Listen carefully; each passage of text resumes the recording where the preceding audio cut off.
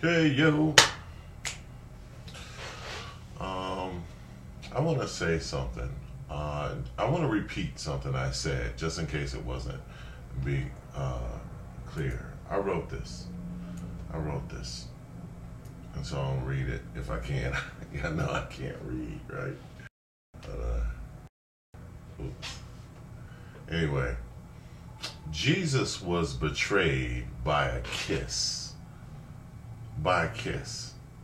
By a gesture of love was his rights, was his, I'm sorry, I told you I can't read.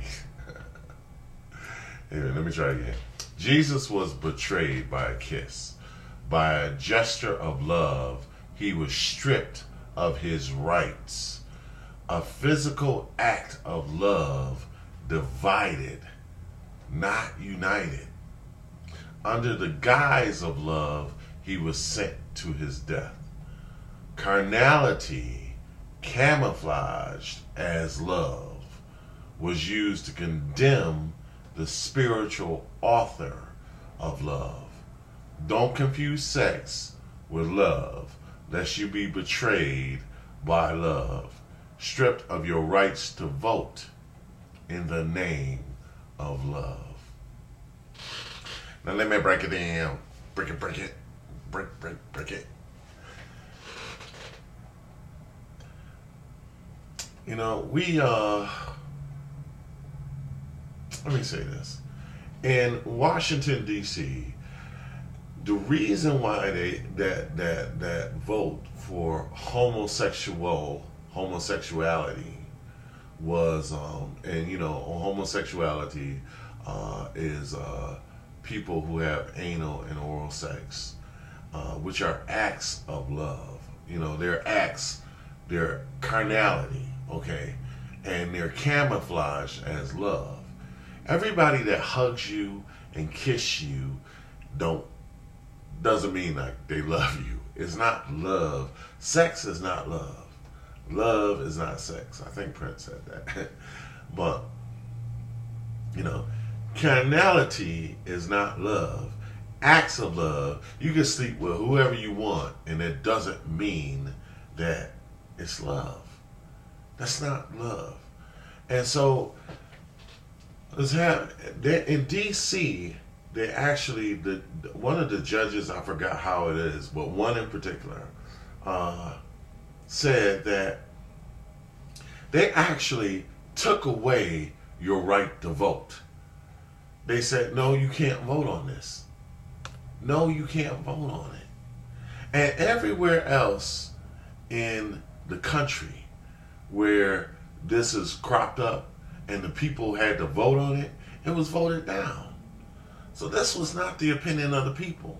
And what more so, they took away, they said, no, you can't vote them. So in order for somebody to get their so-called rights, they took your rights. They took your rights. And that's my whole point, is that the very thing that people say they are doing in the name of love, you know, they take your rights, condemn you to death like condemn Jesus to death. You know, they strip you of your rights in order to do it. You know, so how is that love? How is that, you know, I don't know. Maybe I'm confusing the whole thing because I see so many parallels all at once. And it's just, you know, I mean, for somebody, the devil did in the garden, what he said is he twisted the truth and then camouflaged it and then gave it back to him. You know, God said, you will surely die when you eat this fruit. And then the first thing the devil said is, you will surely not die. You know, well, obviously God was right, you know, but he takes the truth. So this is love. And he walks up to Jesus and kissed Jesus in the name of love. Jesus saw right through it. He says, will you betray me with a kiss? With a kiss? Will you betray me with a kiss? So the physical act of love, we have divided marriage. There is one whole unit. Two become one flesh. Now we got two that cannot become flesh. It's divided. And those two homosexual guys said in that interview that it was holy, that the church blessed it. Holiness don't come from the church. Holiness come from God, just like morality. You know? So what I'm saying is the very thing that they say they are about. You know, I saw on Florida TV, they said the president is not above the law. Well, you know, what do you do when the lawmakers are corrupt, when they're bought? You know, I mean, righteousness is above the law.